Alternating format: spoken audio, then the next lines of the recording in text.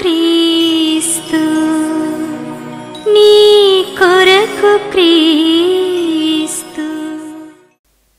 రోమీయులకు రాసినటువంటి పత్రిక 12వ అధ్యాయము 1వ వచనం నుంచి 2వ వచనం వరకు చదువుతాను. కాబట్టి సహోదరులారా, పరిశుద్ధమును దేవునికి అనుకూలమునైన సజీవ యాగముగా మీ శరీరములను ఆయనకు సమర్పించుకునుడని దేవుని వాత్సల్యమును బట్టి మిమ్మల్ని బ్రతిమాలుకొనుచున్నాను. ఇటు సేవ మీకు యుక్తమైనది. మీరు ఈ లోక మర్యాదను అనుసరింపక ఉత్తమమును అనుకూలమును సంపూర్ణమునయ్యున్న దేవుని చిత్తమేదో పరీక్షించి తెలుసుకున్నట్లు మీ మనస్సు మరి నూతన మగనటు వలన రూపాంతరము పొందుడి అని అపోస్తలుడైనటువంటి పౌలు రోమ్ నగరంలో ఉన్నటువంటి విశ్వాసులకి ఆయన ఉత్తరం రాశాడు. ఒకసారి క్లారిటీ కోసము ఇంగ్లీష్లో కూడా ఒకసారి చదువుతాను. వర్డింగ్ కొంచెం డిఫరెంట్గా ఉంటుంది. Romans chapter 12 beginning from verse 1. Therefore I urge you, brothers, in view of God's mercy, to offer your bodies as living sacrifices, holy and pleasing to God. This is your spiritual act of worship. Do not conform any longer to the pattern of this world, but be transformed by the renewing of your mind.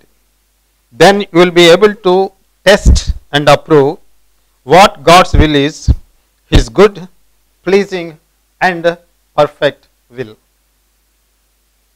ఈ వాక్య భాగము అపోస్తలుడైనటువంటి పౌలు రోమ్లో ఉండేటటువంటి క్రైస్తవ సంఘానికి, అక్కడ ఉండేటటువంటి విశ్వాసులకి ఆయన ఆ ఉత్తరము రాస్తూ వాళ్ళకి ఒక ముఖ్యమైనటువంటి ఇన్స్ట్రక్షన్ ఆయన ఇస్తూ ఉన్నాడు. ఒక సూచన ఇస్తూ ఉన్నాడు. బలమైనటువంటి సూచనే, బరువైనటువంటిదే, కీలకమైనటువంటిదే.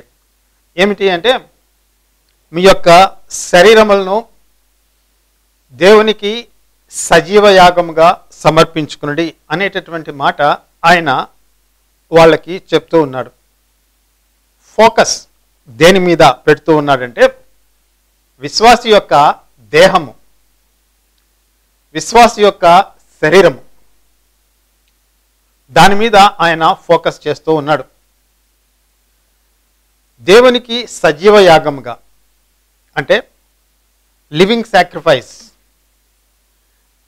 అనేటటువంటి మాట ఆయన ఉపయోగిస్తూ ఉన్నాడు. దేవుని కోసం అర్పింపబడేదానికి బలియాగంగా, ఒక అర్పణగా ఏదైతే ఏర్పాటు చేయబడిందో అది దేవునికి ప్రతిష్ఠితమైనటువంటిది, దేవుని కోసం వేరు చేయబడినటువంటిది, ప్రత్యేకించబడినటువంటిది. It is separated from the common use. It is for sacred use. It is dedicated to God. It cannot be used for common purposes. It cannot be used for unclean purposes. It is meant for God. Therefore it is holy. అది పరిశుద్ధమైనటువంటిది, అది పవిత్రమైనటువంటిది, దేవుని కోసం ప్రత్యేకించబడినటువంటిది, దేవుని కోసం పరిశుద్ధపరచబడినటువంటిది, దేవుని కోసం అర్పింపబడబోయేటటువంటి ఆ యొక్క అర్పణను, ఆ యొక్క బలియాగమును, లేదంటే దేవుని కోసం ఏర్పాటు చేయబడినటువంటి ఆ యొక్క బలి పశువును సామాన్యమైనటువంటి వాటికి ఉపయోగించేటటువంటి దానికి లేదు. అది దేవునిది. కాబట్టి పౌలు రోమ్లో ఉండేటటువంటి ఆ క్రైస్తవ విశ్వాసులకి ఆయన లేఖ రాస్తూ, మీ శరీరము దేవుని కోసం ప్రత్యేకించబడినటువంటిది, మీ శరీరం దేవుని కోసం పరిశుద్ధపరచబడినటువంటిది, మీ శరీరము దేవుని దృష్టిలో విలువైనటువంటిది. వాస్తవానికి మీ శరీరము యేసు ప్రభు యొక్క పరిశుద్ధ రక్తంతో విలువ పెట్టి కొనబడినటువంటిది, పరిశుద్ధపరచబడినటువంటిది. కాబట్టి మీ యొక్క శరీరమును, మీ యొక్క దేహమును పవిత్రంగా, పరిశుద్ధంగా ఉంచుకుంటూ పరిశుద్ధతలో మీ దేహాన్ని కొనసాగించండి, కాపాడుకోండి. అంటే పరిశుద్ధతలో మీ దేహాన్ని భద్రపరచండి అని చెప్పి ఆయన యొక్క ఉద్దేశం. దానికి ఆయన ఉపయోగించినటువంటి ఒక పదము ఏమిటి అంటే, మీ శరీరము సజీవమైనటువంటి యాగము, దేవుని కోసం ఏర్పాటు, బలియాగము, లివింగ్ సాక్రిఫైస్ అనేటటువంటిది. ఎందుకు ఆయన why he is focusing on your body? You are separated from the world, which means your body is also separated from the world. You are dedicated to the Lord. You are dedicated to God. Your body is dedicated to God. Your body is dedicated to the Lord. Your body cannot be used for common things. Your body cannot be used for unclean things because you have been bought with a price. That is the blood of Jesus Christ. కాబట్టి ఈ విషయాన్ని దృష్టిలో ఉంచుకొని because of this reason, ఈ హేతువును బట్టి, ఈ కారణమును బట్టి, ఏ కారణమును బట్టి, ఏ హేతువును బట్టి నువ్వు విలువ పెట్టి దేవుని కోసం కొనబడ్డావు. బంగారుతోటి వెండితోటి నువ్వు కొనబడలే. అమూల్యమైనటువంటి, నిర్దోషమైనటువంటి, నిష్కలంకమైనటువంటి, పాపరహితమైనటువంటి, దోషరహితమైనటువంటి, మహాపరిశుద్ధమైనటువంటి దేవుని కుమారుని యొక్క రక్తంతో నువ్వు కొనబడ్డావు. లోకం నుంచి వేరు చేయబడ్డావు. అంధకార సంబంధమైనటువంటి అధికారం నుంచి వేరు చేయబడ్డావు. వేరు చేయబడ్డావు అంటే దాని యొక్క అర్థమైంది కేవలం నీ యొక్క ఆత్మ మాత్రమేనా? కాదు కదా, నీ యొక్క దేహం కూడా అందులో ఒక భాగమే. నువ్వు రక్షించబడినప్పుడు, నువ్వు విమోచించబడినప్పుడు కేవలం నీ ఆత్మ మాత్రమే విమోచించబడలే. ఒకనొక దిన నువ్వు చనిపోయినప్పుడు నీ ఆత్మ మాత్రమే పరలోకంలోనికి పోవడం కాదు. That is not the idea of salvation in the Bible. దేవుడు నిన్ను రక్షించుకున్నప్పుడు, నేను విమోచించుకున్నప్పుడు ఆయన నీ ఆత్మని రక్షించుకోవడంతో పాటు నీ యొక్క దేహాన్ని కూడా ఆయన విమోచించుకుంటున్నాడు. ఆ విషయాన్ని గురించి తర్వాత వస్తాను. మొట్టమొదటిగా ఏ హేతువును బట్టి అపోస్తలుడైనటువంటి పౌలు ఆయన నీ యొక్క శరీరంను సజీవమైనటువంటి యాగంగా దేవునికి సమర్పించుకుంది, ఇది యుక్తమైనటువంటి సేవ అని చెప్పి ఆయన అంటాడంటే ఇది కారణం ఇదండి. విలువ పెట్టి నీ శరీరము కొనబడింది. విలువ పెట్టి దేవుడు నీ దేహాన్ని కొనుక్కున్నాడు. అది సామాన్యమైనటువంటి విలువ కాదు. అది ఒక కారణం అండి. అయితే మనం ఇంకా ముందుకు పోకముందు ఒక చిన్న విషయాన్ని మనము ధ్యానించుకోవాల్సింది. ఎందుకు అపోస్తలుడైనటువంటి పౌలు రోమీయులకు రాసేటప్పుడు ఈ ప్రత్యేకమైనటువంటి మాట, మీ శరీరములను సజీవమైనటువంటి యాగముగా దేవునికి సమర్పించుకోండి, మీ శరీరము, మీ యొక్క దేహము అనేటటువంటి దాని గురించి ఆయన ప్రత్యేకించి అక్కడ రాయవలసినటువంటి అవసరం ఏంటి? What is the context? Historical context కావచ్చు, కల్చరల్ కాంటెక్స్ట్ కావచ్చు, సాంస్కృతికపరమైనటువంటి కారణాలు కావచ్చు, సామాజిక పరమైనటువంటి కారణాలు కావచ్చు, థియలాజికల్ రీజన్స్ కావచ్చు, దైవపరమైనటువంటి కారణాలు కావచ్చు. ఎందుకు ఆ మాట ఉపయోగించాడు దాని గురించి కొద్దిగా చెప్పేసి ఆ తర్వాత ముందుకు పోతాండి. శరీరము ఎందుకు పరిశుద్ధంగా సజీవమైనటువంటి యాగంగా దేవునికి సమర్పించబడాల? ఒక క్రైస్తవుని యొక్క శరీరం, ఒక క్రైస్తవురాలి యొక్క శరీరము దేవుని దృష్టిలో ఎందుకు పరిశుద్ధమైనటువంటిది? అది లివింగ్ సాక్రిఫైస్ ఎందుకు అవుతుంది? Why? What is the reason? దాని గురించి నేను మాట్లాడతాను. ఈయన ఈ ఉత్తరం రాసినప్పుడు ఫస్ట్ ఏడి కదండి, క్రీస్తు శకము 1వ శతాబ్దంలో కదా ఈ ఉత్తరము ఆయన రాశాడు. రాసినప్పుడు రోమ్ సామ్రాజ్యము ఉనికిలో ఉంది. విస్తారమైనటువంటి సామ్రాజ్యం, అనేక దేశాలు ఆ సామ్రాజ్యం కింద పరిపాలించబడుతూ ఉండేటటువంటివి. రోమ్ నగరంలో క్రైస్తవులు కానటువంటి వారు, క్రీస్తును ఎరుగనటువంటి వారు అనేక మంది, విస్తారమైనటువంటి, వాస్తవానికి వాళ్ళే ఎక్కువ, వాళ్ళు ఆ రోమ్ నగరంలో జీవించేటటువంటి వాళ్ళు. వాళ్ళకి మతాలు ఉండేటటువంటివి, మత వ్యవస్థ ఉండేటటువంటిది, దేవుళ్ళు ఉండేటటువంటి వాళ్ళు, దేవతలు ఉండేటటువంటి వాళ్ళు, పండుగలు ఉండేటటువంటివి, వాళ్ళకి యాజకులు ఉండేటటువంటి వాళ్ళు.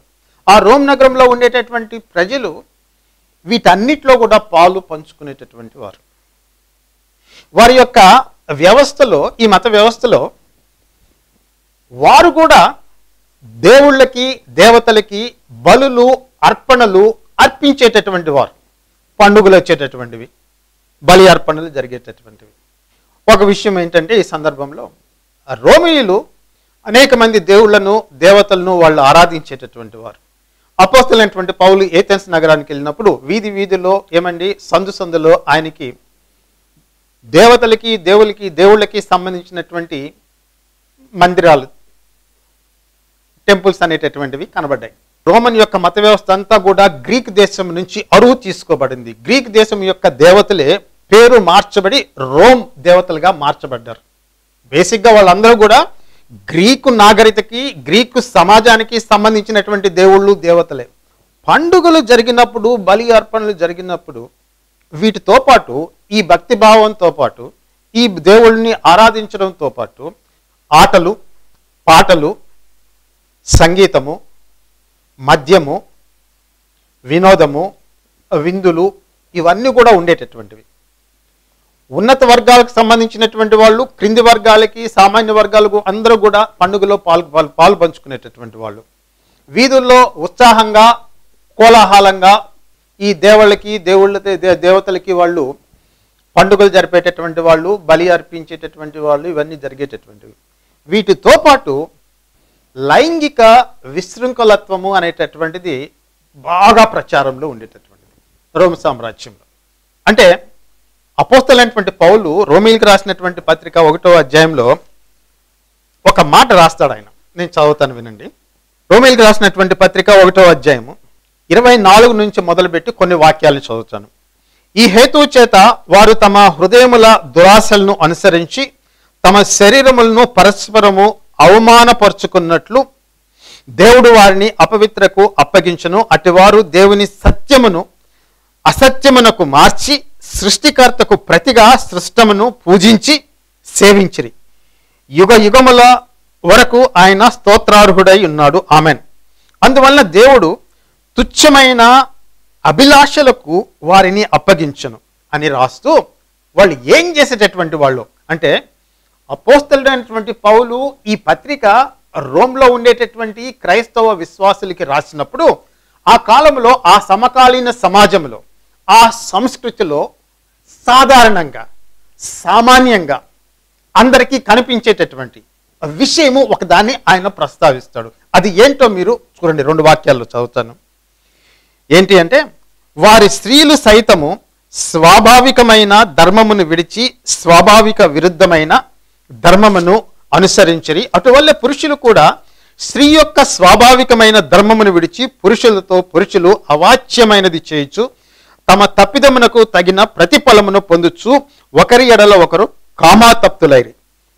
తమ శరీరములతో అపవిత్రతను జరిగించుచు, అవాచ్యమైనటువంటిది చేయొచ్చు, అసహజమైనటువంటి పనులు చేయొచ్చు, లైంగిక విశృంఖలత్వంలో విస్తారంగా పాలు పంచుకునేటటువంటి వాళ్ళు.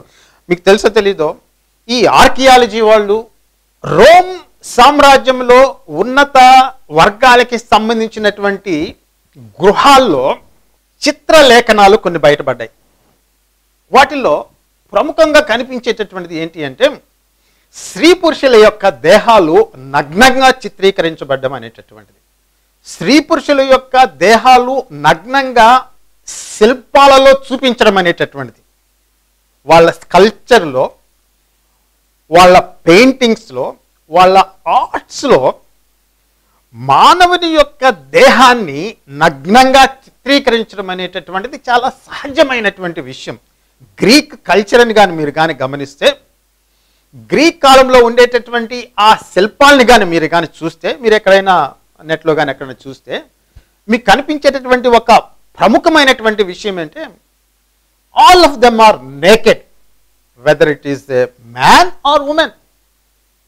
నగ్నమైనటువంటి శరీరాలు, దేహాలు. చిత్రలేఖనాల్లో కూడా అదే. వేశ్య గృహాల్లో నగ్నమైనటువంటి చిత్రాలు విపరీతంగా ఉండేటటువంటివి. ఈ ఆర్కియాలజీలో వాళ్ళు తవ్వినప్పుడు వాళ్ళ యొక్క ఆ వేశ్యాగృహాలు ఎక్కడైతే వ్యభిచారం అనేటటువంటి సాగేదో ఇవన్నీ కూడా జరిగేటటువంటివి. అంటే ఈరోజు పోర్నోగ్రఫీ ఇటువంటివన్నీ మనం నెట్లో, డిజిటల్ వరల్డ్లో చూస్తూ ఉన్నాం కదా, అటువంటిది. కాకపోతే గోడల మీద, వాళ్ళ ఇళ్లల్లో చిత్రాల్లో బహుగా ఉండేటటువంటి. సో ఈ దినమైన ఈ ప్రపంచము, ఈ డిజిటల్ వరల్డ్లో నేకెడ్నెస్ అనేటటువంటి దాన్ని, నగ్నత్వాన్ని, స్త్రీ పురుషుల నగ్నత్వాన్ని ఏ విధంగా ఆస్వాదిస్తూ ఉందో, అదేవిధంగా రోమ్ సామ్రాజ్యంలో ఆ 1వ శతాబ్దంలో అప్పుడు ప్రజలు కూడా ఏమి తక్కువ తీసుకోలే.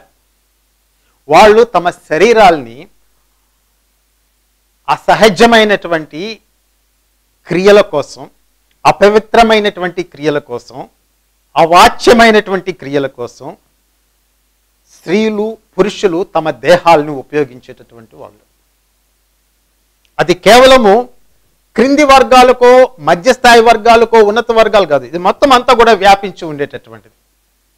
పై వర్గాల వారు, నిర్ణయాలు చేసేటటువంటి వారు, పాలసీ మేకర్స్, ప్రభావశీలురు, ఇన్ఫ్లుయెన్షియల్ పీపుల్, ఏమండి, ధనికులైనటువంటి వారు, వెల్తీ పీపుల్ అనేటువంటి వారు అందరూ కూడా వీటిల్లో ఉన్నారు. సో బలి అర్పణ జరిగినప్పుడు, పండుగలు జరిగినప్పుడు, రోమ్ సామ్రాజ్యంలో ఈ ఆటలు పాటలు, గేమ్స్ అండ్ సర్కస్, ఈ సర్కస్లో వినోదాల కోసం నగరంలో ఉండేటటువంటి ప్రజలందరూ గుమిగూడేటటువంటి వాళ్ళు. కేరింతలు, ఆటలు పాటలు, మద్యము, ఇవన్నీ కూడా విస్తారంగా ఉండేటటువంటి ఇటువంటి సమాజం అండి అది. అటువంటి సంస్కృతి అది.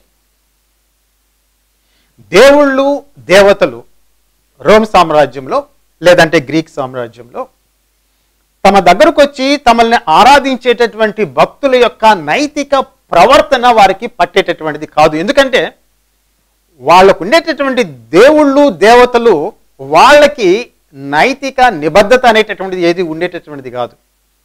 వాళ్ళు కూడా అంటే రోమ్ సామ్రాజ్యంలో వాళ్ళు ఆరాధించేటటువంటి దేవుళ్ళు దేవతలు, గ్రీక్ సామ్రాజ్యంలో వాళ్ళు ఆరాధించేటటువంటి దేవుళ్ళు దేవతలు, వాళ్ళు కూడా నైతికత లేనటువంటి వారు. మత్సరము, అసూయ, కోపము, ద్వేషము, కక్ష తీర్చుకోవడము, పగ తీర్చుకోవడము, మోసగించడము అనేటటువంటివి దేవుళ్ళల్లో దేవతల్లో కూడా ఉండేటటువంటిది. కాబట్టి వాళ్ళని ఆరాధించేటటువంటి భక్తులు వాళ్ళు ఆరాధించేటటువంటి దేవుళ్ళ కంటే దేవతల కంటే ఏ విధంగా భిన్నంగా ఉంటారు? దేవుడికి 2 భార్యలు అయితే ఆ దేవుడిని ఆరాధించేటటువంటి భక్తుడు ఇద్దరేమి ముగ్గురు కూడా ఆయన పెళ్లి ఉంచుకోవచ్చు, అఫీషియల్ గానో అన్అఫీషియల్ గానో. ఎందుకంటే చిట్ట చివరికి వచ్చేటికి దేవుడికే 2 భార్యలు ఉండగా నాకు 2 భార్యలు ఉంటే ఏంటి తప్పు అని చెప్పి ఆ వ్యక్తి ఆర్గ్యూ చేయొచ్చు. అంటే దేవుళ్ళల్లో నైతికత లోపించినప్పుడు, వాళ్ళలో నిగ్రహం అనేటటువంటిది లేనప్పుడు, తమ ఇష్టానుసారంగా ప్రవర్తించేటటువంటి దేవుళ్ళని దేవతల్ని వీళ్ళు ఆరాధించినప్పుడు భక్తులు కూడా ఆ విధంగా ఉంటారు. మరి ఎందుకయ్యా భక్తులు అక్కడికి పోయి ఆ దేవుళ్ళని దేవతల్ని ఆరాధిస్తారు? దానికి కారణం ఏమిటి అంటే, భక్తులు ఎందుకు పోతారంటే అటువంటి దేవుళ్ళని దేవతల్ని ఆరాధించేదానికి ఈ భక్తులకి కొన్ని భయాలు ఉంటాయి. తెగులు రాకూడదనో, జబ్బులు రాకూడదనో, పంటలు నాశనం కాకూడదనో, యుద్ధాలు రాకూడదనో, కీడు కలగకూడదనో, అగ్ని ప్రమాదాలు జరగకూడదనో, వరదలు రాకూడదనో, అనేక రకాలైనటువంటి భయాలు భక్తులకు మనుషులకు ఉండేటటువంటివి. వాటి నుంచి తప్పించమని బలులు అర్పించేటటువంటి వాళ్ళు. అంతేగాని ఆ బలి అర్పణలో దేవుడికి భక్తుడికి మధ్య ఎటువంటి నైతికత అనేటటువంటిది, పరిశుద్ధత అనేటటువంటిది ఏది ప్లేలోకి వచ్చేటటువంటిది కాదు.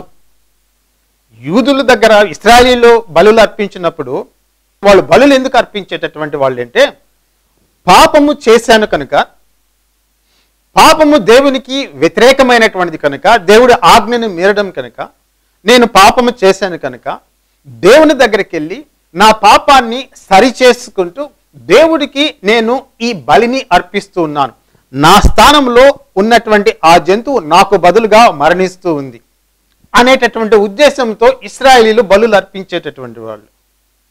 అక్కడ దేవుడిని మ్యానిపులేట్ చేయడము, దేవుని బలితో అర్పణతోటి దేవుడు మెడలు వంచడం అనేటటువంటిది అక్కడ ఉండేటటువంటిది కాదు. కానీ ఇక్కడ ఈ రోమీల దేవుళ్ళ దేవతల ఆరాధనలో ఇటువంటిది ఏమీ ఉండేటటువంటిది కాదు. మొక్కుబడి చేసుకోవడం, కావాల్సింది అడుక్కోవడం, వచ్చిందా ఆహా ఈ దేవుడు గొప్ప, ఈ దేవత గొప్ప అని అనుకోవడం, మళ్ళీ ఇంకొక సంవత్సరం పోవడం, ఈ విధంగా ఉండేటటువంటిది బేసిక్గా. సో మోరల్ రిలేషన్షిప్ అనేటటువంటిది ఏమీ ఉండేటటువంటిది కాదు. రోమ్ కాలంలో ఉండేటటువంటి ఆ సంస్కృతిలో, ఆ మత వ్యవస్థలో దేవుళ్ళకి దేవతలకి వారికి ఉండేటటువంటి భక్తులకి మధ్య ఈ మోరల్ రిలేషన్షిప్ ఎస్టాబ్లిష్ చేసుకోవడము, భక్తులు దేవుడిని అనుసరించి నడవాలి, దేవుడు నీతిని అనుసరించాలి, దేవుడు పరిశుద్ధతను అనుసరించాలి అనేటటువంటి ఐడియా కానీ భావం కానీ వాళ్ళకు ఉండేటటువంటిది లేదు. ఎంతకైనా సరే దేవుణ్ణి దేవతని మెప్పించి ఎటువంటి కీడు నా మీదకి రాకుండా చూసుకోవాలా, ఎటువంటి నష్టం రాకుండా చూసుకోవాలా, అందుకు బలులు అర్పించేటటువంటి వాళ్ళు. ఆ సమయంలోనే అల్లరితో కూడిన ఆటపాటలు, కామ విలాసములు, పోకిరి చేష్టలు, సంగీతము, మద్యము, ఇవన్నీ కూడా సమాజంలో ఉండేటటువంటి అన్ని వర్గాల వాళ్ళు చేసేటటువంటి వాళ్ళు. అది వారికి సామాన్యమైనటువంటి విషయం. ఇటువంటి సంస్కృతిలో, ఇటువంటి సమాజంలో క్రైస్తవ సంఘము అనేటటువంటిది, క్రిస్టియన్ చర్చ్ అనేటటువంటిది పుట్టుకొని వచ్చింది. ఆ క్రైస్తవ సంఘంలో ఉండేటటువంటి విశ్వాసులు వారి చుట్టూ ఇటువంటి ప్రపంచము చుట్టుకొని ఉంది.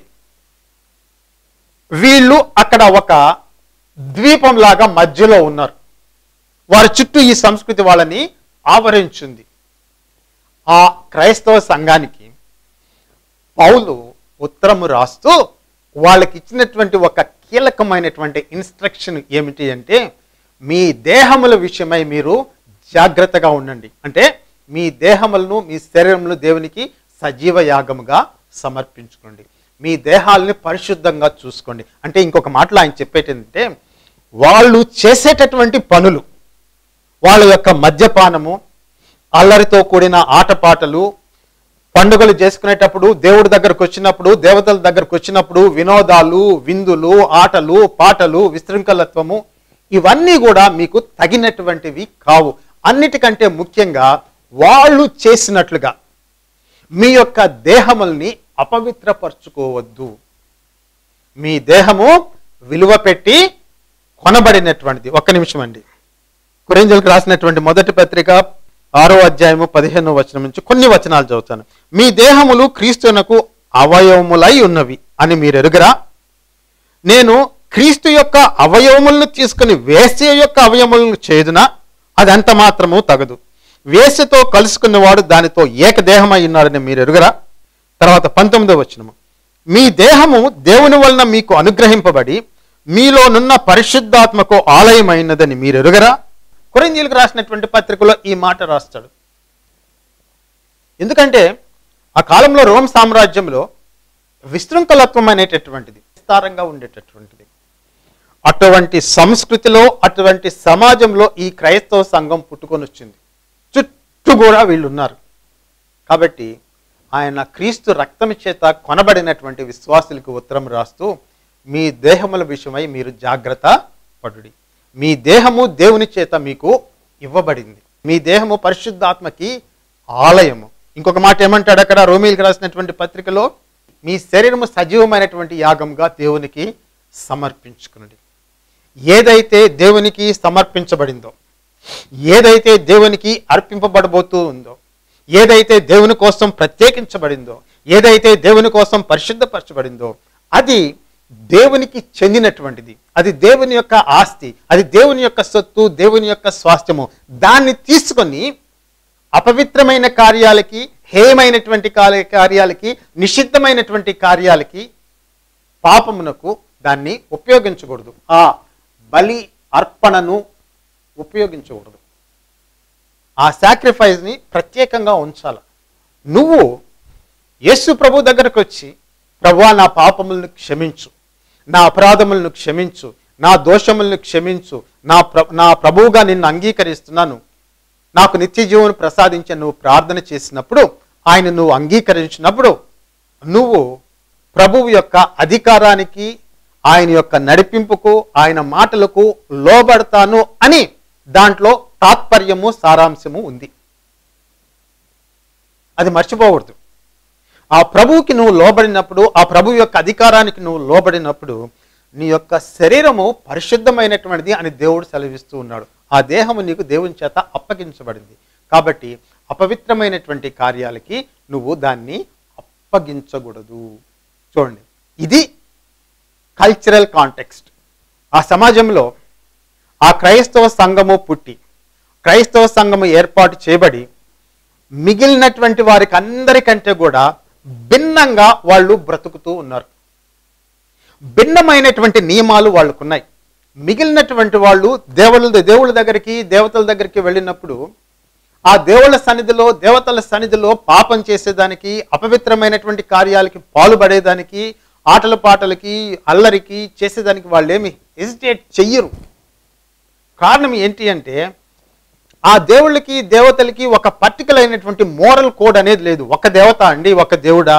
చాలా మంది దేవుళ్ళు, చాలా మంది దేవతలు ఉన్నారు కదా. ఏ దేవుడు కోడ్ ఫాలో అవుతావు, ఏ దేవత కోడ్ ఫాలో అవుతావు?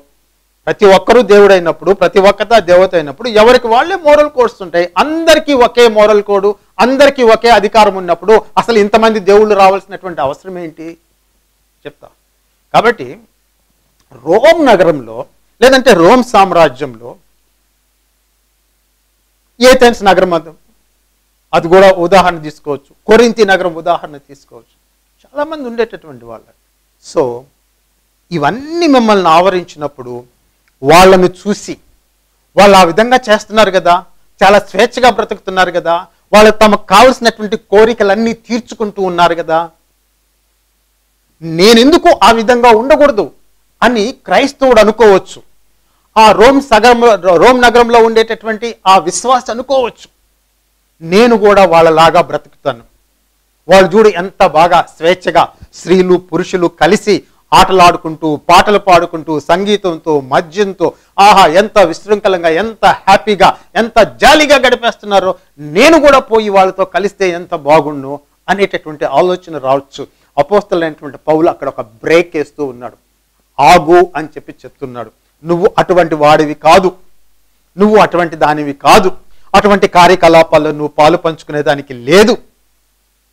ఎందుకంటే నువ్వు విలువ పెట్టి కొనబడిన వాడవు. యేసు ప్రభు రక్తంతో నిన్ను కొనుక్కున్నాడు. అందువలన నువ్వు దేవుని దృష్టికి విలువైనటువంటి వాడువు. నీ దేహము దేవుని చేత ఇవ్వబడింది. నీ దేహములో పరిశుద్ధాత్మ నివాసం ఉంటూ ఉన్నాడు.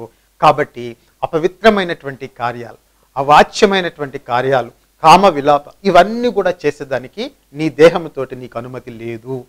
అది శరీరంతోటి దేవుణ్ణి ఆరాధించడం అంటే సజీవమైనటువంటి యాగంగా. This is a spiritual act of worship అంటాడు ఇంగ్లీష్లో రాయబడినప్పుడు. నువ్వు చేసేదానికి లేదు. ఆ కాలంలో వాళ్ళకి దేవుళ్ళలో ఒక దేవుడు బ్యాకస్,